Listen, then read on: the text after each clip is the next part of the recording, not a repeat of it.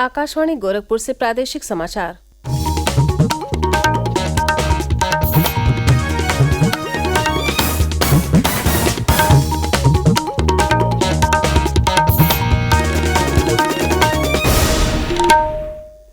नमस्कार। समाचार बुलेटिन के साथ मैं सोनी निगम। पहले मुख्य समाचार। मुख्यमंत्री योगी आदित्यनाथ और केंद्रीय शिक्षा मंत्री धर्मेंद्र प्रधान ने पीएमश्री स्कूलों के आधुनिकीकरण कार्यक्रम का किया शुभारंभ। योजना के तहत प्रदेश के 1753 विद्यालय हैं चयनित। केंद्रीय जल शक्ति मंत्री गजेंद्र सिंह शेखावत ने बागपत में 77 करोड़ 36 लाख रुपए की धनराशि से बने सीवरेज ट्रीटमेंट प्लांट का किया लोकार्पण। यमुना नदी के प्रदूषण में आएगी कमी। 3 मंजिल का होगा श्री राम जन्मभूमि मंदिर। गर्भगृह में विराजेंगे रामलला। प्रथम तल पर राम दरबार। मंदिर में होंगे 44 द्वार। पूर्व के सिंह द्वार से होगा प्रवेश। और अयोध्या में 6 गेट कॉम्प्लेक्स का होगा निर्माण। पर्यटकों को मिलेगा सुरक्षित पड़ाव स्थल।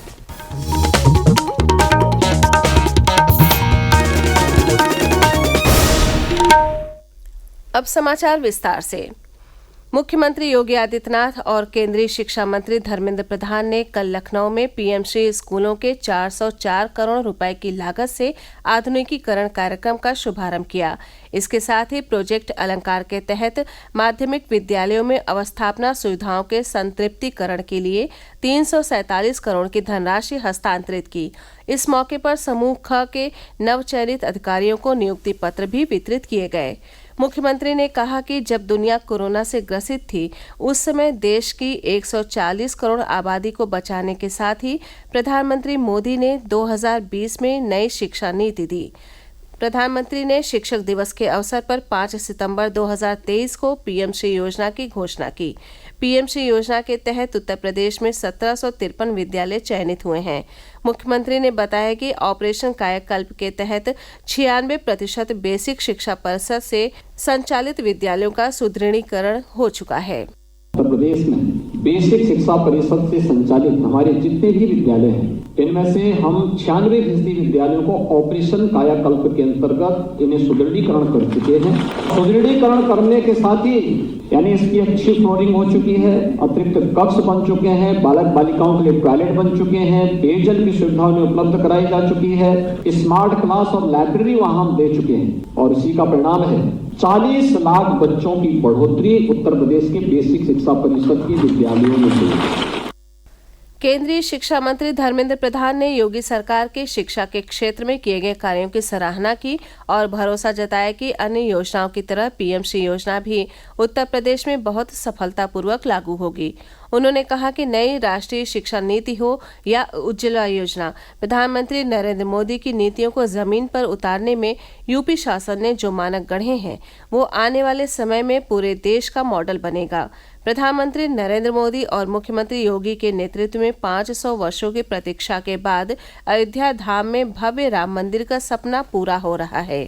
पूरा दुनिया भारत को देख रहा है और भारत की केंद्र बिंदु उत्तर प्रदेश बन चुके हैं और उत्तर प्रदेश की राजधानी लखनऊ में बैठ के हम सभी लोग रामलाला जी की जप कर रहे हैं। मैं इसीलिए आज आभार प्रकट करता हूँ इस दुनिया को राममय करवाने के लिए। राष्ट्रीय शिक्षा नीति को हूबहू पिछले 3 साल में लागू करने का आपने अनेकों इनोवेटिव तरीका अपनाया, जिसकी प्रशंसा उस मुख्य शासन सचिवों की मीटिंग में हुई और प्रोजेक्ट कायाकल्प सबसे ऊपर चर्चा हुई। मैं इस सफलता के लिए आपको बधाई देता हूं। केंद्रीय जल शक्ति मंत्री गजेंद्र सिंह शेखावत ने कल बागपत नगर में नमामि गंगे कार्यक्रम के तहत 77 करोड़ 36 लाख रुपए की धनराशि से बने सीवरेज ट्रीटमेंट प्लांट का लोकार्पण किया। इस मौके पर प्रदेश के जल शक्ति मंत्री स्वतंत्र देव सिंह मौजूद रहे। इस प्लांट से यमुना नदी के प्रदूषण में कमी आएगी। इस अवसर पर केंद्रीय जल शक्ति मंत्री ने कहा कि नमामि गंगे कार्यक्रम के माध्यम से प्रदूषित पानी को नदियों में जाने से रोकने के लिए केंद्र और राज्य सरकारें प्रमुखता से कार्य कर रही हैं। उन्होंने कहा कि जल जीवन मिशन के अंतर्गत उत्तर प्रदेश सबसे अधिक नल कनेक्शन देने वाला राज्य के रूप में उभरा है।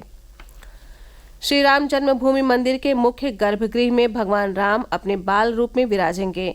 मंदिर 3 मंजिला होगा। प्रथम तल पर राम का दरबार होगा। श्री राम जन्मभूमि तीर्थ क्षेत्र ट्रस्ट ने कल सोशल मीडिया पर मंदिर निर्माण को लेकर ये जानकारी साझा की। इसमें मंदिर की विशेषताओं के साथ साथ मंदिर में श्रद्धालुओं की क्षमता को लेकर भी जानकारी दी गई।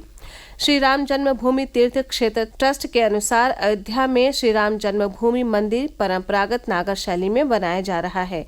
मंदिर की लंबाई पूर्व से पश्चिम 380 फुट, चौड़ाई 250 फुट तथा ऊंचाई 161 फुट रहेगी। 3 मंजिल का ये मंदिर होगा। प्रत्येक मंजिल की ऊंचाई 20 फुट रहेगी। मंदिर में कुल 392 खंभे और 44 द्वार होंगे। मंदिर में 5 मंडप होंगे। इनमें नृत्य मंडप, रंग मंडप, सभा मंडप, प्रार्थना मंडप और कीर्तन मंडप शामिल हैं। खंभों और दीवारों में देवी देवताओं की मूर्तियां उकेरी जा रही हैं। मंदिर में प्रवेश पूर्व दिशा से 32 सीढ़ियां चढ़कर सिंह द्वार से होगा। मंदिर के चारों ओर आयताकार परकोटा रहेगा। इसकी कुल लंबाई 732 मीटर तथा चौड़ाई 14 फुट होगी। परकोटा के चारों कोनों पर सूर्यदेव, माँ भगवती, गणपति और उत्तरी भुजा में माँ अन्नपूर्णा, दक्षिणी भुजा में हनुमान जी का मंदिर रहेगा। मंदिर के पास पौराणिक काल का सीता कूप विद्यमान रहेगा। मंदिर परिसर में प्रस्तावित अन्य मंदिर महर्षि वाल्मीकि, महर्षि वशिष्ठ, महर्षि विश्वामित्र, महर्षि अगस्त्य, निषाद राज, माता शबरी और ऋषि पत्नी देवी अहिल्या को समर्पित होंगे। दक्षिण पश्चिमी भाग में नवरत्न कुबेर टीला पर भगवान शिव के प्राचीन मंदिर का जीर्णोद्धार किया गया है। वहां जटायु प्रतिमा की स्थापना की गई है। मंदिर में लोहे का प्रयोग नहीं होगा। धरती के ऊपर बिल्कुल भी कंक्रीट नहीं है। मंदिर के नीचे 14 मीटर मोटी आरसीसी बिछाई गई है। इसे कृत्रिम चट्टान का रूप दिया गया है। मंदिर को धरती की नमी से बचाने के लिए 21 फुट ऊंची प्लिंथ ग्रेनाइट से बनाई गई है। प्रादेशिक समाचार आप आकाशवाणी गोरखपुर से सुन रहे हैं। ये समाचार बुलेटिन हमारे YouTube channel AIR news Gorakhpur और ट्विटर हैंडल AIR न्यूज_GKP पर भी उपलब्ध है। प्रदेश के पर्यटन एवं संस्कृति मंत्री जयवीर सिंह ने बताया है कि 22 जनवरी को अयोध्या में श्री राम जन्मभूमि पर बने मंदिर में रामलला की प्राण प्रतिष्ठा कार्यक्रम को लेकर अयोध्या में 6 गेट कॉम्प्लेक्स का निर्माण होगा। उन्होंने बताया कि आम्बेडकर नगर, लखनऊ और रायबरेली रोड पर 3 गेट कॉम्प्लेक्स के निर्माण की पहले ही स्वीकृति मिल चुकी थी, जबकि अयोध्या सुल्तानपुर मार्ग पर गेट कॉम्प्लेक्स को हाल ही में मंजूर किया गया है। पर्यटन मंत्री ने बताया कि इसके निर्माण में लगभग 20 करोड़ 26 लाख रुपए खर्च होंगे। पहली किश्त के रूप में 2 करोड़ रुपए जारी हो चुके हैं। श्री सिंह ने बताया कि गेट कॉम्प्लेक्स बनने से दूर दराज से अयोध्या आने वाले पर्यटकों को उनके मार्ग पर शहर से दूर शांत वातावरण में एक सुरक्षित पड़ाव स्थल मिलेगा। कृषि मंत्री सूर्य प्रताप शाही ने कल लखनऊ में रबी 2023-24 ई खसरा पड़ताल एवं परिवर्धित मोबाइल ऐप का शुभारंभ किया। उन्होंने कहा कि एग्री स्टैक योजना के तहत ई खसरा पड़ताल भारत सरकार की एक परियोजना है, जिसका उद्देश्य भारत के कृषि पारिस्थितिकी तंत्र का डिजिटल प्रारूप तैयार करना है। कृषि मंत्री ने कहा कि प्रधानमंत्री नरेंद्र मोदी के नेतृत्व में पिछले 10 वर्षों में टेक्नोलॉजी के माध्यम से सभी क्षेत्रों में उत्तर प्रदेश रैंकिंग में आगे है।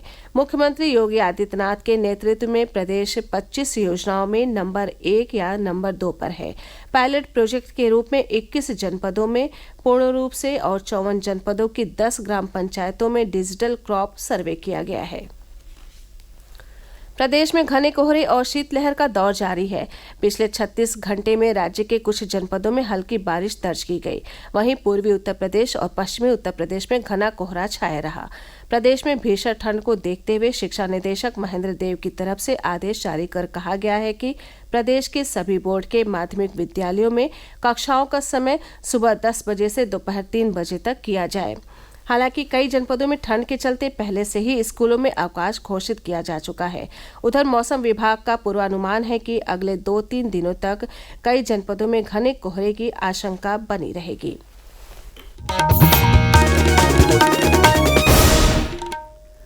अंत में मुख्य समाचार एक बार फिर। मुख्यमंत्री योगी आदित्यनाथ और केंद्रीय शिक्षा मंत्री धर्मेंद्र प्रधान ने पीएम श्री स्कूलों के आधुनिकीकरण कार्यक्रम का किया शुभारंभ। योजना के तहत प्रदेश के 1753 विद्यालय हैं चयनित। केंद्रीय जल शक्ति मंत्री गजेंद्र सिंह शेखावत ने बागपत में 77 करोड़ 36 लाख रुपए की धनराशि से बने सीवरेज ट्रीटमेंट प्लांट का किया लोकार्पण। यमुना नदी के प्रदूषण में आएगी कमी। 3 मंजिल का होगा श्री राम जन्मभूमि मंदिर। गर्भगृह में विराजेंगे रामलला। प्रथम तल पर राम दरबार। मंदिर में होंगे 44 द्वार। पूर्व के सिंह द्वार से होगा प्रवेश और अयोध्या में 6 गेट कॉम्प्लेक्स का होगा निर्माण। पर्यटकों को मिलेगा सुरक्षित पड़ाव स्थल। इसी के साथ ये समाचार बुलेटिन समाप्त हुआ। नमस्कार।